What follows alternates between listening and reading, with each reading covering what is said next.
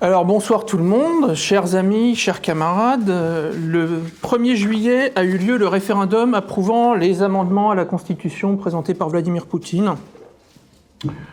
Ça a été, le pourcentage n'a pas d'intérêt, si ce n'est de savoir que l'immense majorité des votants, ont voté pour les amendements, entre 65 et 73%. De toute façon, ça n'a pas d'importance. D'ailleurs, je vous invite à regarder toutes les vidéos qui ont été faites sur ce vote par les télévisions occidentales. Vous verrez, c'est très marrant, surtout quand on voit les vidéos russes faites de l'envers du décor de ces vidéos où tout était bidon, c'est-à-dire que vous avez eu des ONG russes des ONG russes à financement étranger qui ont fait des faux bureaux de vote avec des faux votants, avec des fausses infractions à la loi électorale. Donc tout ça, bien sûr, contre espèces sonnantes et trébuchantes.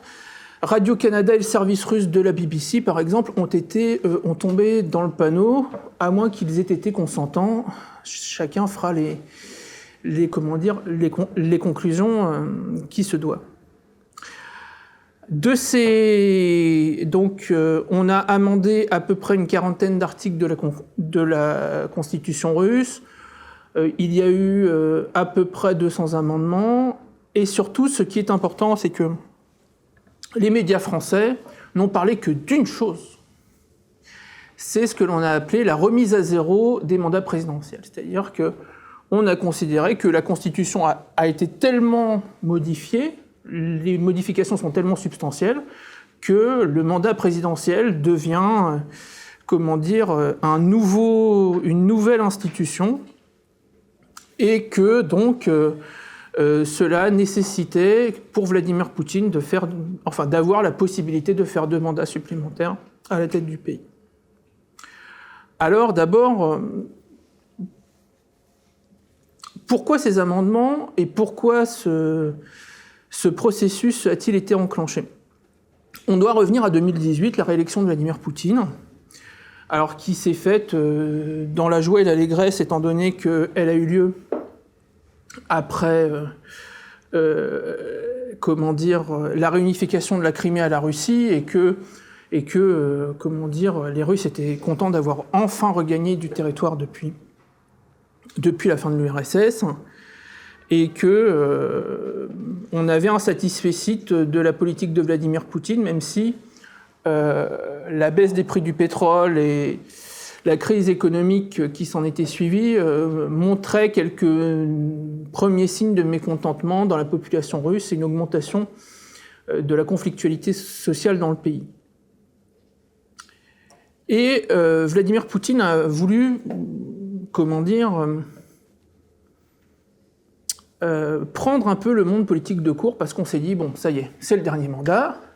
Les commentateurs de la presse occidentale se disaient, enfin, on va voir le bout du tunnel, on va en être débarrassé, et on va pouvoir avoir, retrouver la Russie telle qu'on l'a aimée dans les années 90, c'est-à-dire au 36e dessous, avec des ministères qui ont tous, des ministères économiques qui ont tous un étage réservé aux experts du FMI et des entreprises occidentales qui vont pouvoir enfin revenir faire leur marché dans le pétrole et le gaz russe et les minerais divers et variés. Eh bien, c'est pas, Vladimir Poutine a pris ce scénario de cours, et celui qui a lancé, je dirais, les hostilités, c'est Vladislav Surkov, l'idéologue du poutinisme, comme on l'appelle, le cardinal noir de Vladimir Poutine, comme on l'appelle aussi dans la presse russe et dans la presse occidentale, qui a fait un article qui s'appelle « Le long état de Poutine ». Donc voilà, qu'il a sorti dans Nezavissimaya Gazeta, qui est donc le journal indépendant, qui est un journal de quasi-opposition, enfin qui est l'équivalent en Russie vraiment du Monde. C'est un journal très sérieux, très documenté, très sourcé, et qui a des éditorialistes qui ont parfois la dent dure avec le pouvoir.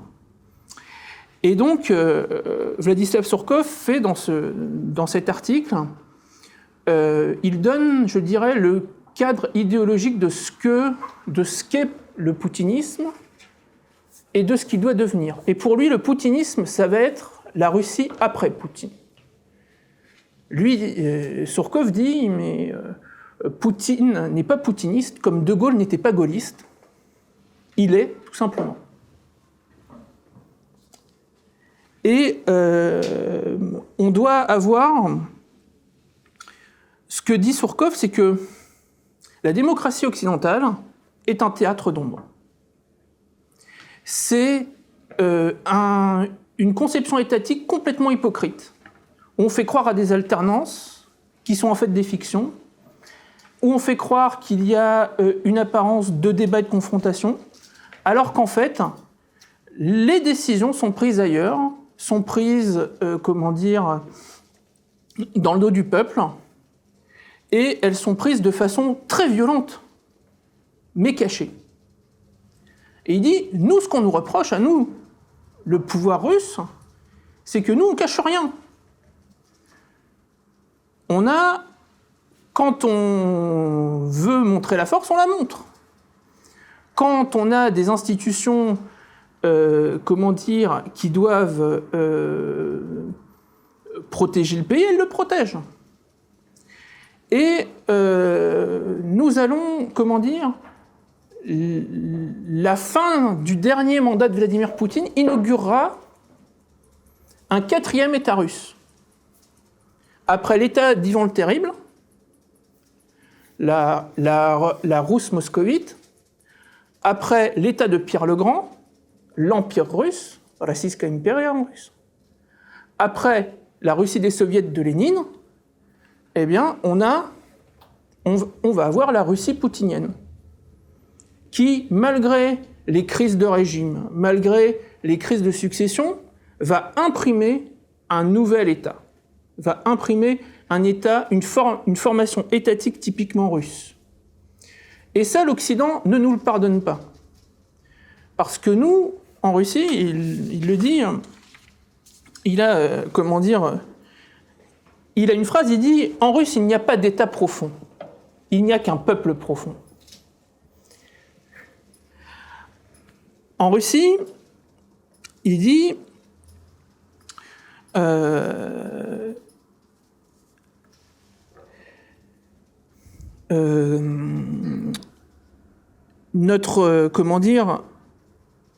nous avons eu raison, nous, avec Poutine, on a eu raison avant tout le monde.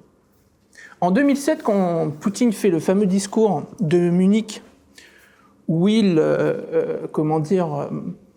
dit aux Occidentaux leur cas de vérité, notamment le fait qu'ils cachent derrière leur discours sur les droits de l'homme, en fait, de bas intérêts géopolitiques et il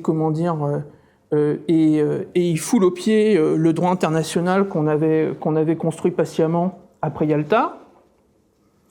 Eh bien, l'Occident n'a jamais pardonné ça à Poutine. Parce que, à l'époque, Poutine, après ce discours de Munich, va faire un tournant qu'on va dire souverainiste, et Surkov dit, nous, quand on parlait d'intérêts nationaux, en Occident, on nous riait au nez. On disait, il n'y a plus d'intérêts nationaux dans la mondialisation. Il dit, mais quand nous, on disait qu'il fallait maîtriser l'Internet, que ça allait devenir une force, qui pourrait se confronter aux États et qui va se confronter et aux États et aux sociétés, on nous riait au nez aussi en Occident en disant « mais Internet, c'est la liberté, mais Internet... » Et aujourd'hui, il dit « les mêmes Occidentaux qui défendaient l'Internet sont ceux qui ont une politique beaucoup plus répressive vis-à-vis de l'Internet que nous, qui avons eu une politique d'Internet souverain. »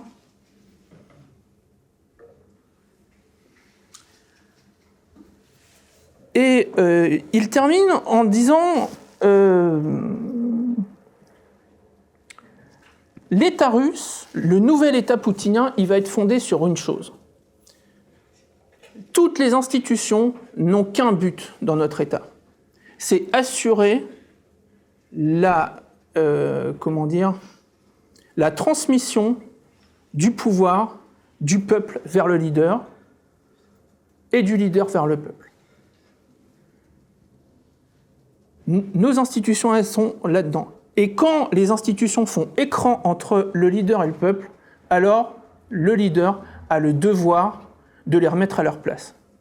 Ce que fait Poutine de façon très régulière. Il y a un nombre considérable de vidéos sur le net, y compris traduites en français que vous pourrez voir. Mais c'est ça. Et au moins, chez nous, c'est clair. On ne croit pas dans le bon tsar ou le mauvais tsar, on croit simplement à la confiance. Tant que le peuple a confiance, le leader restera le leader. Si le peuple n'a plus confiance, alors on en changera. Mais la seule question qui vaille, c'est la relation entre un homme et son peuple.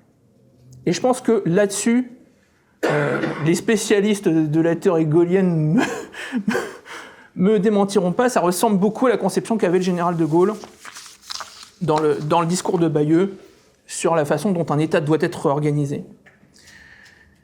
Alors ensuite, suite à cet article, Vladislav Surkov a quitté l'administration présidentielle. Il est parti méditer et il s'est mis en réserve de l'État. Et Vladimir Poutine a lancé un processus de révision de la Constitution russe avec un comité de révision constitutionnelle avec des personnes issues du Parlement, de la société civile, des différentes institutions qui lui ont fait des propositions. Il en a repris certaines, il en a écarté d'autres. Et dans ces propositions, il n'y avait pas la question de de la remise à zéro de ses mandats présidentiels. Mais par contre, il y avait le squelette de cette révision constitutionnelle. Dans cette révision constitutionnelle, il y a 4 grands chapitres, enfin 4 grands paniers, je dirais. Vous avez d'abord ce que j'appellerais les amendements Soros. Alors, les amendements Soros, c'est quoi? Regardez de l'autre côté de la frontière, à l'ouest de la Russie, vous avez un pays qui s'appelle l'Ukraine, qui est un pays très sympathique, qui a fait une guerre civile pour l'Union européenne, et qui, donc, depuis 2014, a fait le choix de l'Union européenne, de l'OTAN et tout ça. Et dans ce pays sympathique, vous avez 2 choses qui sont arrivées. Premièrement, en 2014, vous avez eu un président qui s'appelait M. Poroshenko, qui est devenu donc, le président ukrainien. Il a nommé des ministres, donc il a nommé un tiers de son conseil des ministres composé d'étrangers. C'est-à-dire, vous avez eu des gens lituaniens comme M. Abramovičius, vous avez eu donc une citoyenne des États-Unis, Mme Yaresko, donc d'origine ukrainienne, mais à passeport américain. Vous avez eu, tout un tas de ministres géorgiens auxquels on a donné par décret présidentiel la nationalité en moins de 24 heures pour devenir ministre.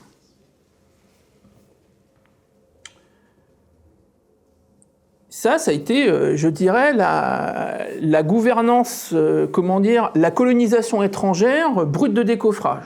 2014, ça a duré jusqu'en 2016. Ça dure encore dans quelques endroits. Hein, ces gens-là, on a dit, nous les Ukrainiens, vous savez, on est tellement mauvais.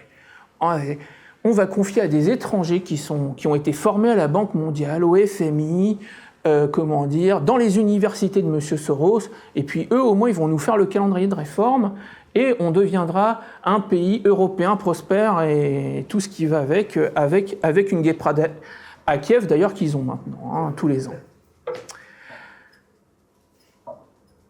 Résultat des courses, la corruption dans ce pays n'a pas été diminuée, elle a même augmenté. On a divisé le niveau de vie de la population par 4. Le salaire moyen a été divisé par 4 en Grivna constant. La production industrielle a été divisée par 2. Et le PIB a été divisé presque par 3. Donc c'est un succès total de la gouvernance étrangère. Et pour continuer, et comme il n'y a pas eu de résultat, la Soros Connection a décidé de prendre une autre technique, la technique Jean Monnet, par dessous et par derrière, comme dirait l'autre. Et maintenant, vous avez en fait des conseils de surveillance composés d'experts étrangers dans toutes les entreprises publiques en Ukraine, avec jetons de présence sonnants et trébuchants. Il n'y a pas de petit profit. Si vous avez le côté charognard de l'élite occidentale qui est résumé là-dedans, et donc dans toutes les entreprises publiques ukrainiennes aujourd'hui, dans les chemins de fer, dans le complexe militaro-industriel ukrainien, vous avez des conseils de surveillance avec uniquement des citoyens étrangers, nommés en général soit directement par Soros, soit par la Banque mondiale, le FMI, Soros, le NED et puis d'autres fondations occidentales, qui donc surveillent ce que font les cadres dirigeants ukrainiens dans les entreprises publiques ukrainiennes avec l'argent du contribuable ukrainien. Donc ça, c'est la colonisation, moins brute de décoffrage. Et donc, pour éviter ça à la Russie, Vladimir Poutine, je vous passe que le nouveau président, M. Zelensky, a les 2/3 de son staff qui sont allés, bien sûr, dans les diverses universités, soit américaines, soit européennes, soit même à la maison mère dans l'université de l'Europe centrale de M. Soros. Ils ont soit des bourses de M. Soros pour aller étudier qui à Harvard, qui à Cambridge, soit ils ont étudié chez M. Soros directement. Donc voilà, c'est à peu près plus de la moitié des députés du parti de M. Zelensky sont de ce profil-là, et la bonne moitié de ses ministres. Donc pour couronner le tout. Et pour éviter ça, Vladimir Poutine donc, a pris une série d'amendements a proposé une série d'amendements dans la Constitution, qui sont, alors pour le président pour les candidats à la présidence, je pense, les plus drastiques, c'est-à-dire que pour être candidat à la présidence maintenant, il ne faut jamais avoir eu un passeport étranger de sa vie, en plus de nationalité russe. Il ne faut jamais avoir eu un titre de séjour permanent dans un pays étranger, et il faut avoir habité de façon continue au moins 25 ans en Russie avant d'être candidat. Avec toutes ces conditions-là, par exemple, Alexeï Navalny ne peut pas être candidat à la présidence. Alexeï Navalny, la coqueluche des médias étrangers, ne peut pas être candidat à la présidence.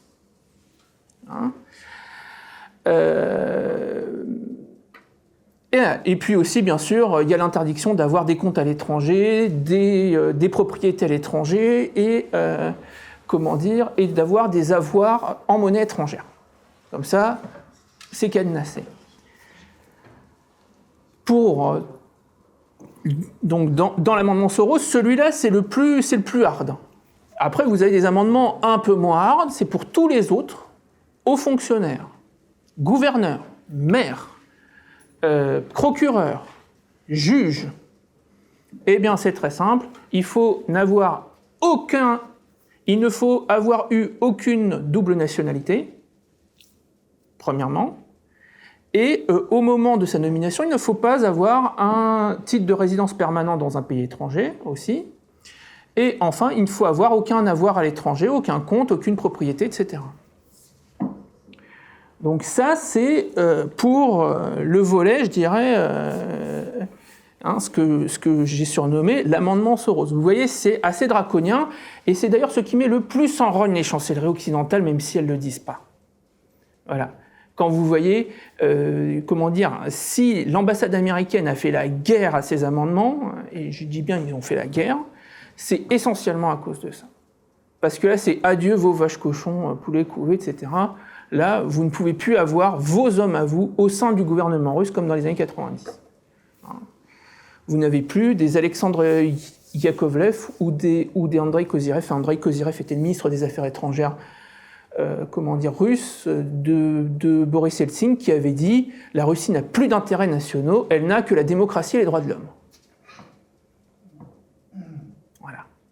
Eh bien, cet homme-là avait étudié aux États-Unis, en 1990. Il avait fait 1 an dans les universités américaines. Et il était revenu pour devenir le ministre des Affaires étrangères de Boris Eltsine fin 1991. Et d'ailleurs, il habite toujours aux États-Unis, où il coule une retraite heureuse, sur les fonds d'une entreprise de Big Pharma, dont je ne me rappelle plus le nom, dont le président, je crois, M. Ganic, qui était l'un des ennemis de M. Milosevic en Yougoslavie, comme quoi les grands esprits se rencontrent.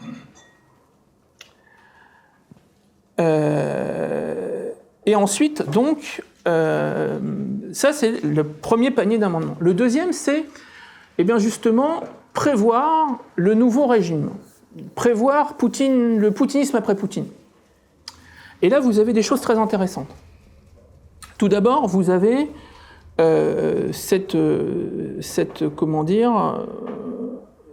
donc dans le fonctionnement de l'État, on a renforcé les pouvoirs du Sénat russe. Qui va avoir un droit de regard sur beaucoup de nominations. Et en fait, ce qu'on apprend aussi dans ce nouveau... c'est que dans le Sénat, vous allez avoir... Avant, vous aviez 10 sénateurs qui étaient nommés par le président, ce qu'on appelle des sénateurs fédéraux, sur 80. Maintenant, vous allez avoir 30 sénateurs nommés par le président. Donc Poutine va nommer ces 20 sénateurs supplémentaires pour 6 ans. Et parmi ces 30, vous allez avoir 7 sénateurs à vie. Et je pense que ces sénateurs à vie vont être des gens très importants dans le système russe. Et moi, je pourrais déjà faire la shortlist de nombre d'entre eux, je pense. On va retrouver parmi les proches de Vladimir Poutine, des gens comme Sergei Ivanov, par exemple, son ancien chef de l'administration présidentielle, colonel du KGB, qui était l'homme qui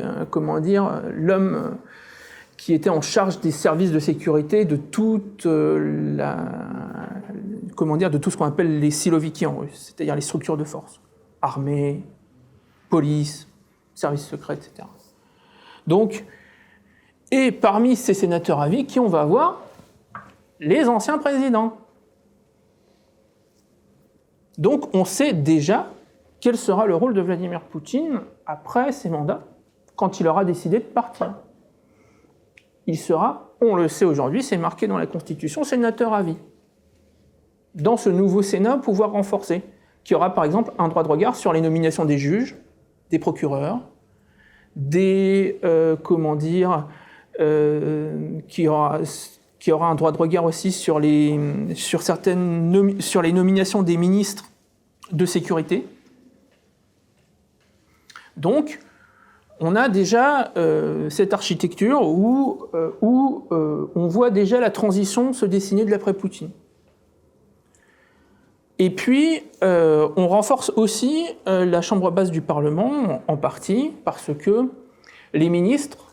Alors, le président va continuer à nommer le Premier ministre, qui sera confirmé par la Douma, la chambre basse du Parlement russe, mais les ministres vont être nommés directement par le Premier ministre et confirmés par la Douma, et le président ne pourra pas les rejeter. Et comme le chef du parti majoritaire n'est autre que Vladimir Poutine, eh bien, on voit que aussi là-dessus, on a une sorte de contrôle de la sortie qui se met en place.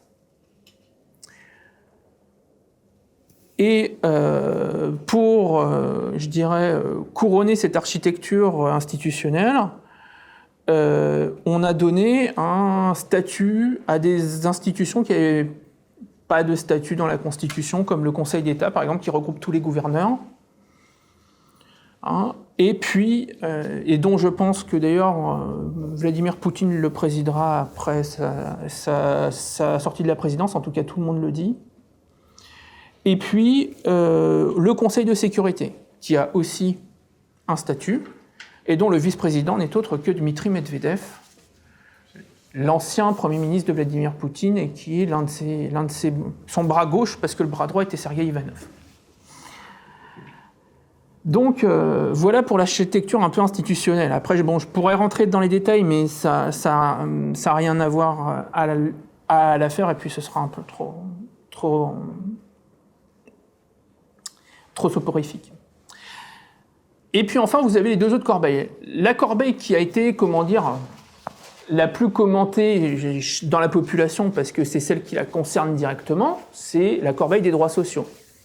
On a inscrit dans la constitution russe le SMIC, donc le salaire minimum interprofessionnel, qui devra être réindexé tous les ans.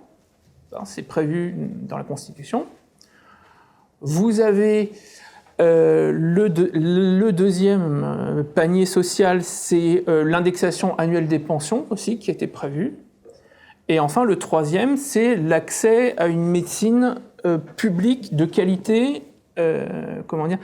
Non, c'est une médecine de qualité gratuite et accessible. Voilà. En plein coronavirus, c'est un amendement qui a été beaucoup commenté. Et puis, on termine par les derniers, c'était, je dirais, les amendements idéologiques. Ceux qui vont imprimer, je dirais, l'idéologie poutinienne dans cette constitution. Et ceux-là ont été ultra commentés et ils ont fait l'objet de la plus grande controverse. Et les ambassades occidentales ont été, vent debout contre un certain nombre d'entre eux.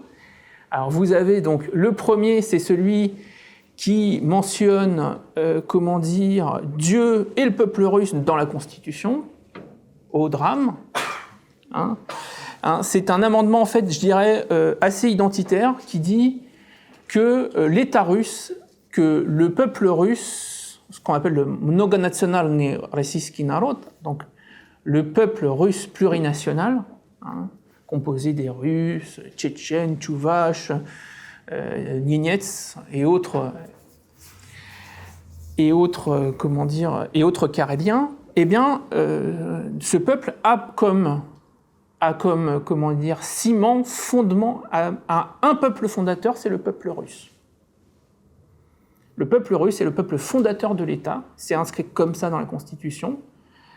Sa langue, la langue russe, est la langue de l'État, et son histoire millénaire, l'histoire millénaire du peuple russe et sa croyance en Dieu, donc, sont à la fondation de l'État russe. Voilà. Imaginez ce que ce serait si on mettait ça dans la Constitution française. Je pense que Marlène Schiappa ferait une syncope. Bien. Donc ça, c'est l'amendement, je dirais, identitaire. Et puis, bien sûr, on réaffirme derrière le droit des autres, de toutes les nationalités, minorités ethniques, de vivre dans leur culture, de voir leur langue respectée et leur tradition préservée. Voilà. Mais le peuple russe est au fondement de l'État. Il est le ciment fondateur, voilà, comme on dit. Asnovnoye yedro, comme on dit en russe. Le ciment fondateur de l'État. Et puis donc, vous avez un deuxième amendement qui, lui, a fait beaucoup jaser, c'est ceux qui concernent la famille. La famille est revenue dans deux amendements à la Constitution. Un premier qui protège l'enfance, et qui dit que la protection de l'enfance et de l'enfant dans sa famille est une priorité de l'État, qui a le devoir de lui assurer une enfance digne et une éducation gratuite. Voilà. D'ailleurs, cet article-là a déjà connu son application, étant donné qu'on a un projet de loi à la Douma qui est en train d'être examiné depuis hier, visant à renforcer le droit des parents visant à protéger le droit des parents d'élever leur enfant. C'est-à-dire qu'on va rendre plus difficile le fait pour les services sociaux russes d'enlever les enfants en fait, de leur milieu familial. Voilà. Ça, c'est une application directe de cet amendement constitutionnel. Et puis, deuxième, bien sûr, dans cet amendement-là, la protection de la famille, vous avez le fameux amendement, le paragraphe 2 de l'article 71, si ma mémoire est bonne, le paragraphe 2 de l'article 63, pardon, qui dit que donc, la Fédération de Russie protège la famille, elle protège la famille, cellule de base de la société, qui a à son fondement le mariage d'un homme et d'une femme. Voilà.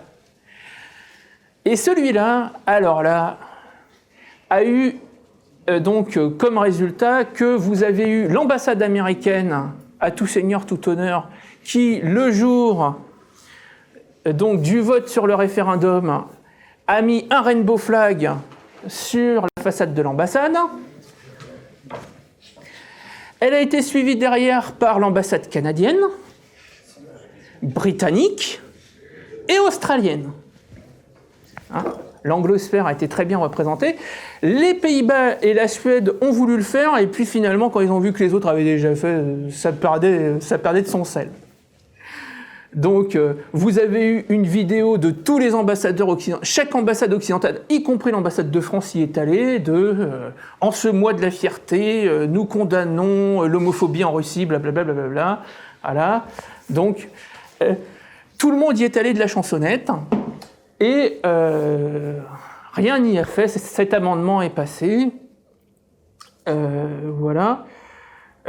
C'est dommage, mais la Gay Pride étant interdite pour 50 ans dans la ville de Moscou, je pense que elle va pouvoir être interdite pour encore au moins 50 ans. La deuxième chose, d'ailleurs le maire Sobyanin avait dit, mais c'est très simple, oui, bien sûr, une Gay Pride à Moscou, mais à condition que ce soit dans un endroit où les enfants ne pourraient pas la voir, y compris par mégarde. Et là, ça a été compliqué. Trouver une rue où il n'y a pas d'enfants qui circulent. Donc, à moins au fond d'une zone industrielle, un dimanche peut-être. Et encore. Et donc, dans ces amendements donc, idéologiques, vous avez eu enfin celui qui a fait le plus grincer des dents dans les chancelleries occidentales et chez les commentateurs, notamment M. Pascal Boniface, grand russophone devant l'Éternel, qui a dénoncé bien sûr le caractère nationaliste de ces amendements, et notamment le nouvel amendement à l'article 69 de la Constitution russe, qui dit que la Constitution russe prévaut sur les normes internationales, y compris les décisions de justice internationale et les décisions prises par des organismes internationaux. Il faut savoir qu'auparavant, en fait, la Constitution russe ne prévalait que sur les accords internationaux.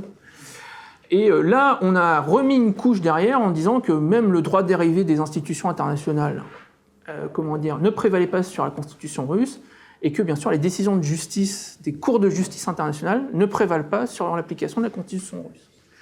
Donc, là, je peux vous dire que, c'est l'amendement d'ailleurs qui a fait l'objet très rapidement d'une décision de la Commission de Venise, qui est une commission du Conseil de l'Europe qui vérifie la conformité du droit des États membres aux standards internationaux, et qui a dit « Ah non, mais ça c'est impossible, ça va contre le droit international, vous vous rendez pas compte, etc. » Donc, mais on s'en fout, ça a été adopté. D'ailleurs, pareil, c'est l'un des amendements qui est actuellement en cours de travail à la Douma, donc au Parlement russe, où on va réexaminer tous les accords internationaux, toutes les décisions d'instances internationales pour tester leur conformité à la Constitution russe. Donc je pense que, par exemple, les arrêts de la Cour européenne des droits de l'homme sur les questions de minorités sexuelles vont être révisées, parce que cet amendement dit que quand une norme internationale n'est pas conforme à la constitution russe, eh bien, il est interdit de l'appliquer sur le territoire de la Fédération de Russie. Voilà, c'est simple, c'est clair, c'est net. Au moins, il n'y a pas de problème avec ça. Donc, vous avez donc cette architecture en 4 grands blocs qui a fait dire à beaucoup de commentateurs, de juristes russes, qu'en fait, on n'est pas face à la Constitution de 1993 révisée, dite Constitution du canon. Je vous rappelle que cette Constitution donc, de décembre 1993, très démocratique, a été adoptée démocratiquement par un référendum dans lequel il n'y avait pas de campagne pour le non, pour la bonne et simple raison que les gens qui voulaient faire campagne pour le non étaient en prison. Avec la bénédiction de Bill Clinton. Et que les gens qui s'étaient opposés à cette constitution-là, à savoir donc le Soviet suprême de Russie, le Parlement de l'époque, et le vice-président Alexandre Rodskoy, on avait tiré sur le Parlement russe au canon. On avait mis 4 chars de la division de Taman en face, et on avait tiré. Voilà. Pour leur montrer que... La démocratie, les droits de l'homme, tout ça. Que la démocratie et les droits de l'homme, c'est important, vous voyez. Et on les avait tous mis en prison, et on les avait relâchés une fois que la nouvelle constitution avait été entérinée. Dans la démocratie, les droits de l'homme, etc. Constitution, d'ailleurs, qui avait été approuvée à 53% à l'époque. Donc la marge est beaucoup moins importante que cette fois-ci. Et en plus, cette constitution... avait eu l'avantage d'affirmer, par exemple, le fait que la Banque centrale russe... Ah oui, aussi, on a modifié le statut de la Banque centrale dans les nouveaux amendements, c'est important, dont on a révisé le mandat, notamment, et on a amoindri son indépendance. Voilà. Alors que dans la Constitution précédente, la Banque centrale était indépendante, et elle ne pouvait émettre que si elle avait des devises étrangères. Comme ça, on avait mis ceinture et bretelles pour être sûr que le FMI la contrôle. Bref, donc on a donc cette constitution démocratique, merveilleuse, etc., a été... beaucoup de juristes disent qu'elle a été remplacée par cette nouvelle constitution de 2020, parce que, hormis l'ossature qu'on a gardée, l'intérieur est assez différent, sauf le nom des institutions qui sont restées. Mais dans le contenu, ce n'est plus du tout la même inspiration, et ce n'est plus du tout, je dirais, le même souffle, le même souffle qu'on a mis dans les nouvelles dans ces institutions. Donc ça, c'est ce point-là.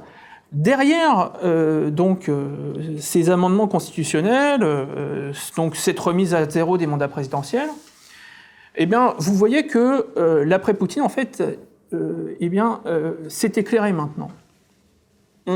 On a à peu près le scénario de sortie du poutinisme. Premièrement, je pense que le modèle qui a été choisi par Vladimir Poutine n'est pas un modèle occidental, ça on s'en serait douté.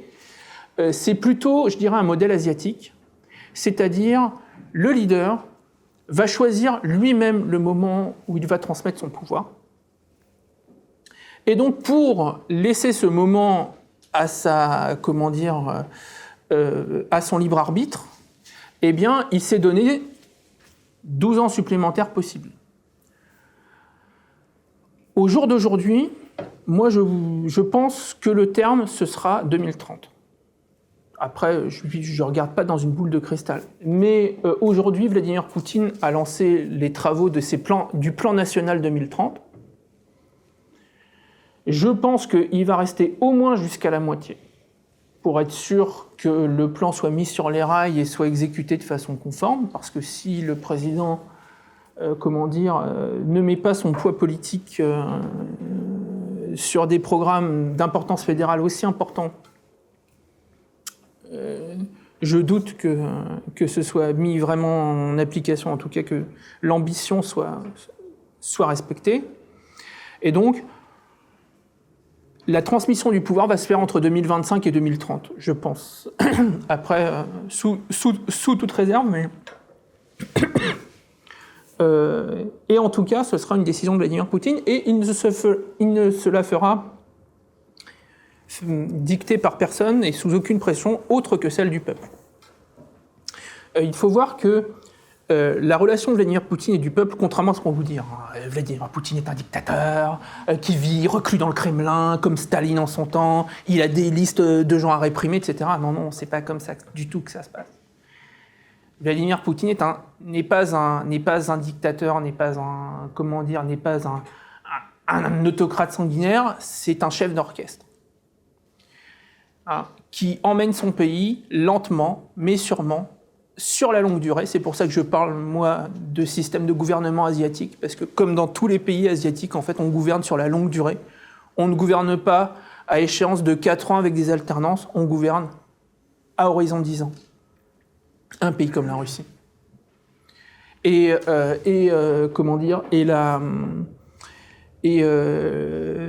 D'ailleurs, cette gouvernance asiatique, on peut le voir dans les nominations de Vladimir Poutine.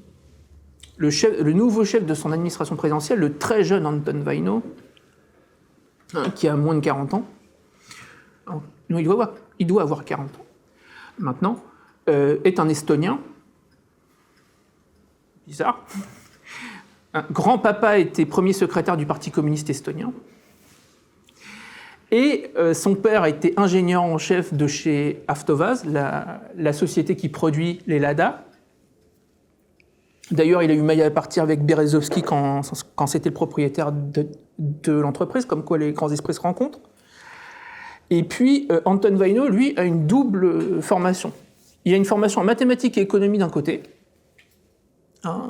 spécialiste de la théorie des jeux, et notamment des versions asiatiques de la théorie des jeux. Sa thèse de doctorat est complètement illisible à un profane, je vous dis tout de suite. Moi, j'ai essayé, au bout de 2 pages, j'ai abandonné.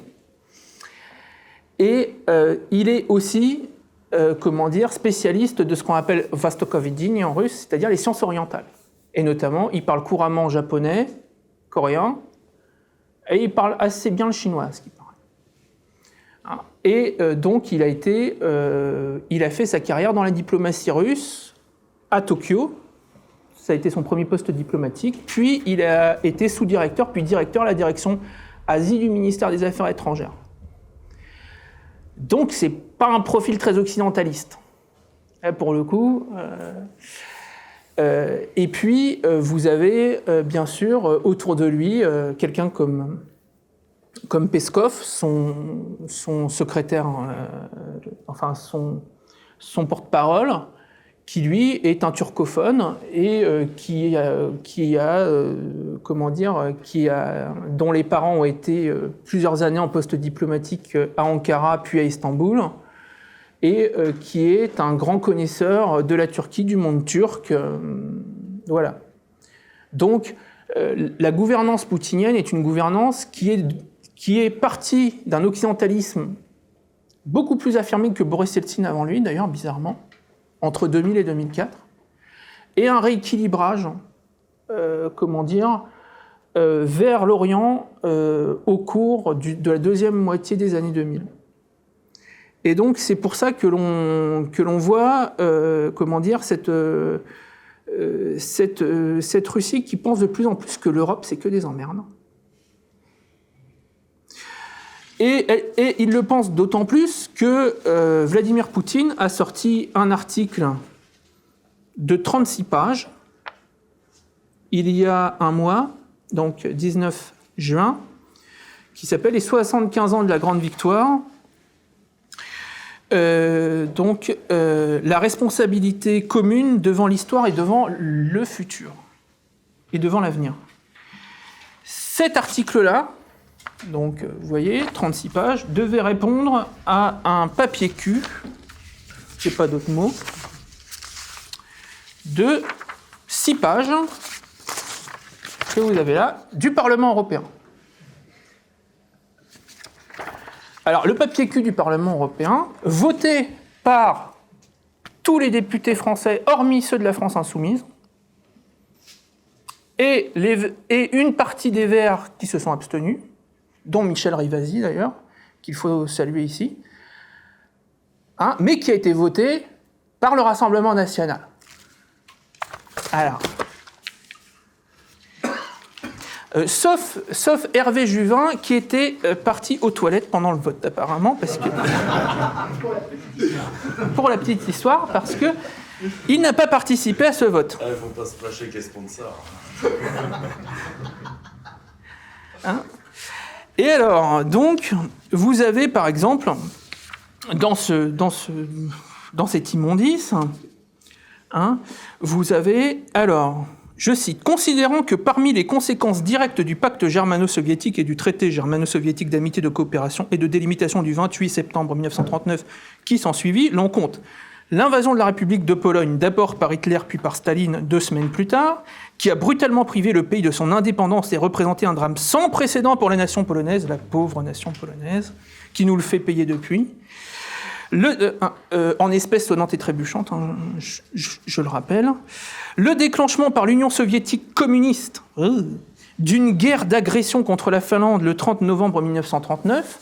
Il faut savoir que les députés des vrais Finlandais, eux, se sont abstenus contre ce texte. Alors qu'ils sont censés... Enfin bref. L'occupation et l'annexion en juin 1940 par l'Union soviétique de parties du territoire roumain qui n'ont jamais été restituées. Alors les parties non restituées du territoire roumain, ce n'est autre que l'actuelle Moldavie. Donc le Parlement européen se prononce pour la Grande Roumanie.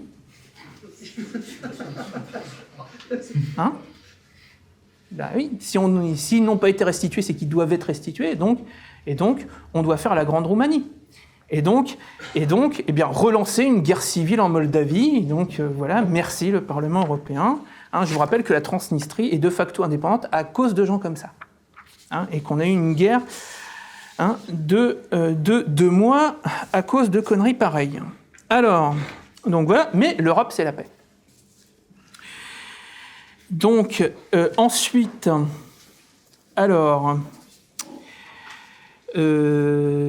blablabla, qu'est-ce qu'il y avait d'intéressant ? Ah oui, considérant que l'intégration européenne a constitué dès l'origine une réponse aux souffrances causées par les 2 guerres mondiales et la tyrannie nazie qui a conduit à l'Holocauste, ainsi qu'à l'expansion des régimes communistes totalitaires et non démocratiques en Europe centrale et orientale, et que cette intégration a permis de surmonter les profondes divisions et de vives hostilités grâce à la coopération et à l'intégration, de mettre un terme à la guerre et de garantir la démocratie en Europe. Je vous rappelle que le Rassemblement national a voté ça.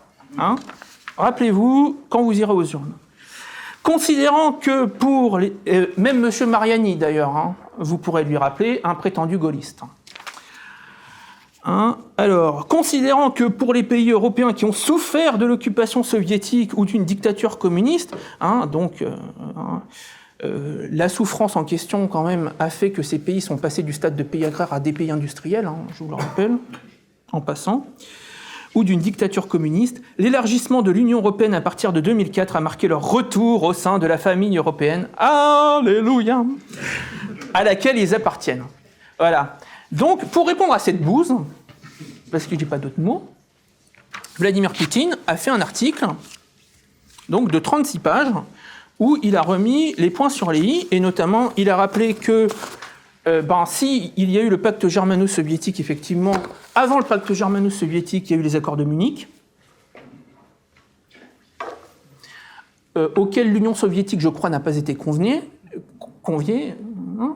que ces accords de Munich ont été faits contre l'Union soviétique, et que ces accords de Munich ont été faits, ont entraîné derrière le dépeçage de la Tchécoslovaquie, à laquelle la souffrante Pologne a participé en récupérant le district de Teschen, dans le nord de la Tchécoslovaquie. Ce que le torchon du Parlement européen ne rappelle pas. Et d'ailleurs, il faut rappeler que dans l'attaque, Vladimir Poutine rappelle que dans l'attaque contre la Pologne le 1er ou le 3 septembre 1939, les historiens me rectifieront, eh bien, vous avez un pays en plus de l'Allemagne qui attaque la Pologne, la Slovaquie, pour récupérer son petit bout de territoire que les Polonais leur avaient pris. Début 1939. Eh bien, Vladimir Poutine rappelle tout ça. Et il rappelle que les territoires dont l'Union européenne dit qu'ils ont été volés par la méchante Union soviétique en 1939 et en 1940 étaient des territoires qui avaient été, pour certains, depuis 2 siècles dans l'Empire russe. Donc, qui a volé qui on fera les comptes à la fin. Et enfin, dernière chose, il rappelle que sans le sacrifice du peuple soviétique, l'Allemagne nazie n'aurait jamais pu être vaincue, étant donné que l'Union soviétique a eu sur son territoire, a absorbé à peu près 80% de l'effort de guerre allemand, les 20% restants étant à l'ouest. Alors, je vous rappelle que, entre autres bouses, cette thèse-là a été soutenue dans un article de Valeurs de Boulevard Voltaire, dont je ne me rappelle plus le nom du scribouillard qui l'a écrit, mais voilà. Alors là, vous avez le concentré de ce que vous donne la propagande occidentale, que vous avez d'ailleurs dans que vous distillent aussi certains historiens minoritaires libéraux en Russie. Alors, c'est bizarre parce qu'on ne vous a pas ressorti cette thèse, la thèse du brise-glace, qui est une thèse qui vient directement de l'intelligence service britannique, par un historien, stipendié, l'ancien officier du GRU, Viktor Suvorov, qui a été qui est passé à l'ennemi en 1988 et avec des archives qu'il a jamais montrées. Et qui dit que, en fait, finalement, Tonton avait raison d'attaquer l'Union soviétique, parce qu'en fait, Barbarossa est une attaque préventive contre le méchant Staline qui allait attaquer, l'Europe occidentale pour faire de toute l'Europe un grand empire communiste. Voilà. Alors cette thèse-là a été complètement balayée, massacrée par tous les historiens à peu près sérieux, qu'ils soient russes et même américains, et même certains historiens français, étant donné que notre ami qui a écrit le livre sur Barbarossa, Jean Lopez, a fait litière de cette thèse. Donc voilà. Alors, pour terminer, on est rendu à 21h11, voilà. Le temps passe trop vite. Je vais terminer par 2-3 choses avant de prendre vos questions. Première chose que je peux lire dans la presse occidentale, comme on est entre nous, je vais pouvoir faire litière d'un certain nombre de thèses qui circulent. Notamment que les médias libéraux en Russie prennent à l'ambassade américaine, qu'ils distillent et que nos médias reprennent derrière. C'est comme ça que ça se passe. La menace russe. La menace chinoise, sur la Russie. Vous savez, les Russes sont pétris de peur, que demain, les Chinois, etc. Et j'ai vu un reportage de Arte sur le sujet qui était mais confondant de bêtises. Quand on va dans l'extrême-orient russe, il y a plein de Chinois, donc ils sont en train de les envahir. Bon, alors d'abord, si tu leur parlais un petit peu, tu saurais que la plupart de ceux qu'on appelle les Chinois sont des Coréens, en fait. Et qu'il y a 50 fois plus de Coréens que de Chinois en Russie. Donc s'il y a une menace, il y a une menace coréenne en Russie. Ils sont 5% de la population. Vous en avez beaucoup d'ailleurs dans le pouvoir russe. Vous avez plusieurs gouverneurs d'origine coréenne. Vous avez même une présentatrice du journal, Natasha Kim, une présentatrice du journal télé qui est coréenne. Donc voilà, si vous avez une menace asiatique en Russie, c'est les Coréens, c'est pas les Chinois. Voilà. D'ailleurs, ça explique en fait pourquoi le régime de Corée du Nord est si spécifique, étant donné que l'armature du régime nord-coréen, en fait, mais il ne faut pas le dire aux Nord-Coréens, ce sont des citoyens soviétiques qu'on a envoyés, en fait, structurer le Parti communiste et l'État nord-coréen à sa création. En fait. Bref. Donc déjà, faut reprendre les choses dans leur mesure. Il n'y a pas d'invasion chinoise à l'horizon en Russie et il n'y a pas d'immigration de masse chinoise. C'est même le contraire qui se passe, c'est-à-dire que vous avez eu, avec la crise économique, des Chinois qui sont revenus au pays. On a plus de 2 millions de Chinois qui sont revenus dans leur pays depuis 2015. Donc, voilà. Deuxièmement, sur la question, les litiges de frontières ont été réglés en 2004, je rappelle, à la conférence de Shanghai.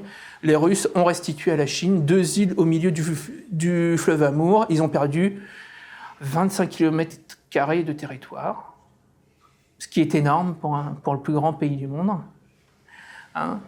D'ailleurs, une partie des nationalistes d'extrême droite anti-poutiniens lui en veulent à cause de ça, vous voyez.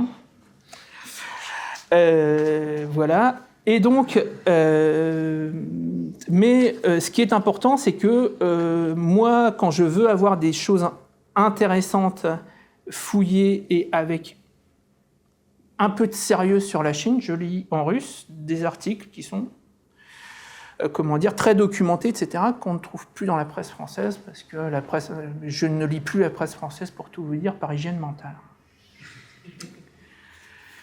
Et donc, dans les dernières choses en date, vous avez la Russie et la Chine ont décidé donc de rendre interopérable leur système de positionnement par satellite, le GLONASS russe, avec donc le système Beidou chinois, vont être maintenant interopérables. C'est-à-dire que, ils vont couvrir l'intégralité de la planète, en fait, comme alternative au GPS américain. Ce qui est, je vous rappelle que pour l'Union européenne, Galileo ne marche toujours pas, alors qu'il a été décidé en 2005 et qu'il devait être opérationnel en 2013. Avec votre argent. Je vous le rappelle. Voilà. C'est ça, quand on veut confier des choses qui marchaient très bien dans le cadre de l'Agence spatiale européenne intergouvernementale, qu'on les transfère à l'Union européenne. Ça marche. Ce qui marchait très bien pour faire Ariane ne marche plus quand c'est l'Union européenne qui le fait. Alors, ensuite, donc ça, c'est la première, une des nouvelles. Et puis, vous avez aussi, bien sûr, le fait que la presse russe a couvert la nouvelle loi sur la sécurité nationale de Taïwan de façon, pas du tout de la même façon que la presse française. Eux, ils ont dit, affaire intérieure chinoise, ils ont raison. Effectivement, quand on a rétrocédé Hong Kong, pas Taïwan, Hong Kong, on avait réaffirmé la souveraineté chinoise, c'est pas pour que des séparatistes prennent le contrôle de la rue dans ce territoire. Si le gouvernement local n'y arrivait pas, c'est normal que le pouvoir central prenne les choses en main et réaffirme la souveraineté de la Chine sur Hong Kong. Voilà, donc voilà, c'est pareil. Vous avez pas de sujet, je dirais. Et pour terminer, il y a un problème, par contre, pour la Russie en Orient. Vous avez deux grands problèmes et un troisième derrière. Les 2 grands problèmes, c'est premièrement la grande fâcherie qu'il y a entre la Chine et l'Inde.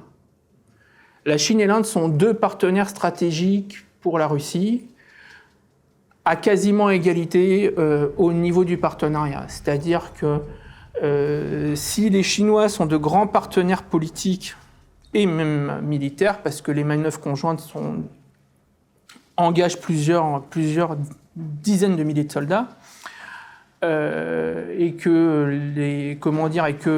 la Chine et la Russie sont les forces motrices de l'Organisation de coopération de Shanghai, l'Inde est un partenaire traditionnel de la Russie depuis même l'époque soviétique. Et pour la Russie, l'Inde est un partenaire aussi vital en matière industrielle, notamment dans l'industrie de défense. Vous avez beaucoup de programmes, notamment dans l'aviation militaire, qui ont des financements conjoints indo-chinois. Indo-russes, pardon. Voilà, indo-russes. Et donc, pour eux, la coopération, le maintien d'une coopération étroite avec les Indiens est vital pour eux. Donc là, beaucoup d'analystes russes disent que les Américains ont trouvé là où frapper, là où faire mal au positionnement géostratégique de la Russie, en attisant le conflit entre l'Inde et la Chine. Vous avez un deuxième problème, c'est la relation avec le Japon. En fait, dans la diversification de ces alliances, pour Vladimir Poutine, le fait de... les relations entre la Russie et le Japon sont brouillées depuis 1904. Voilà. De façon quasi continue. Donc, et ça, c'est un caillou dans la chaussure de la Russie, parce que la Russie veut être l'homme qui parle à tout le monde en Asie. Et avec Shinzo Abe, la Russie pense avoir un interlocuteur valable qui a montré, à plusieurs reprises, une volonté de progresser dans le sujet. Pour vous la faire court, le sujet, c'est ce qu'on appelle les îles Kuriles, que les Japonais appellent les îles du Sud, et qui sont 3 petits îlots dans l'océan Pacifique. Et là, on a un vrai sujet de fâcherie entre les deux pays, et Russes et Japonais n'arrivent pas à trouver le modus vivendi qui leur permettrait de résoudre ce problème et de faire l'accord de paix définitif qui solderait les comptes et qui remettrait la relation russo-japonaise sur des rails, sur les bons rails, comme ils l'ont fait avec la Chine. Là-dessus, on a toujours, ça fait un pas en avant, 2 pas en arrière,